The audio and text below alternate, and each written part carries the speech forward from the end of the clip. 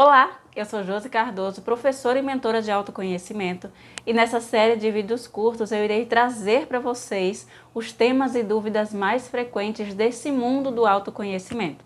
Afinal, passamos por momentos devastadores que nos questionamos se estamos errando, onde estamos errando, ou mesmo se estamos ficando loucos, não é?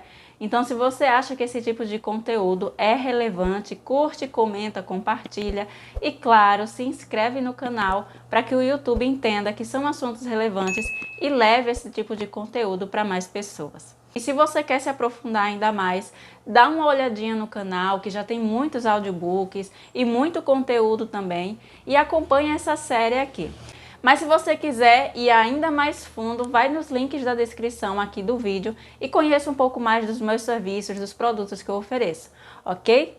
Mas vamos ao tema de hoje. Por que nossas emoções são o guia do autoconhecimento? Você alguma vez já se perguntou por que você sente raiva?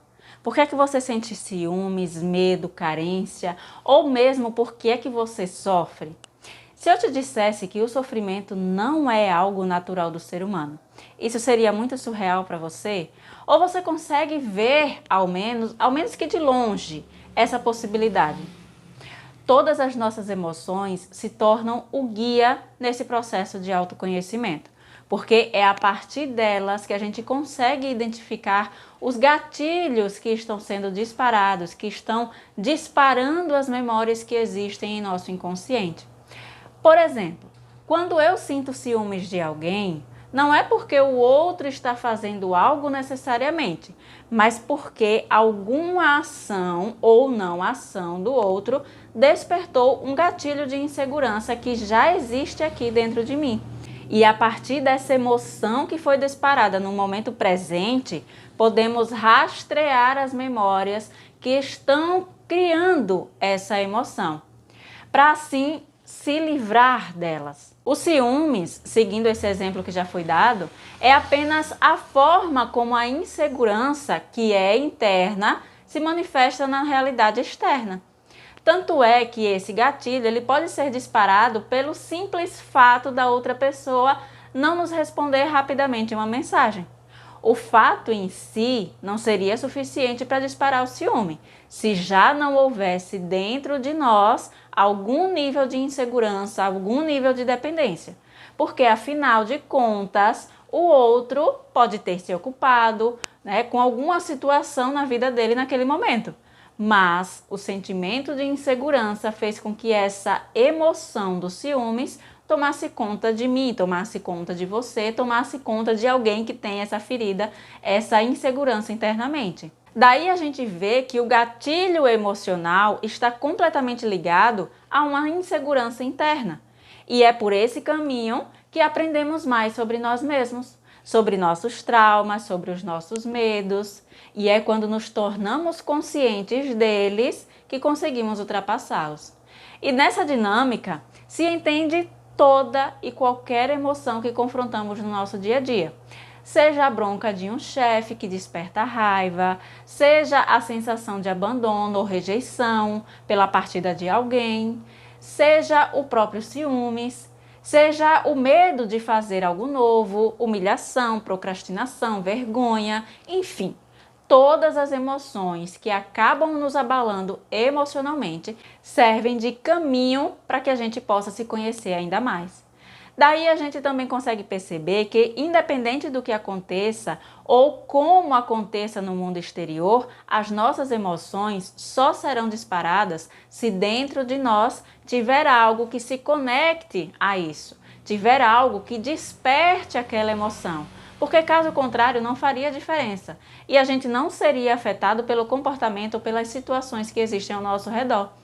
Então, para exemplificar novamente, vamos voltar aqui à questão dos ciúmes.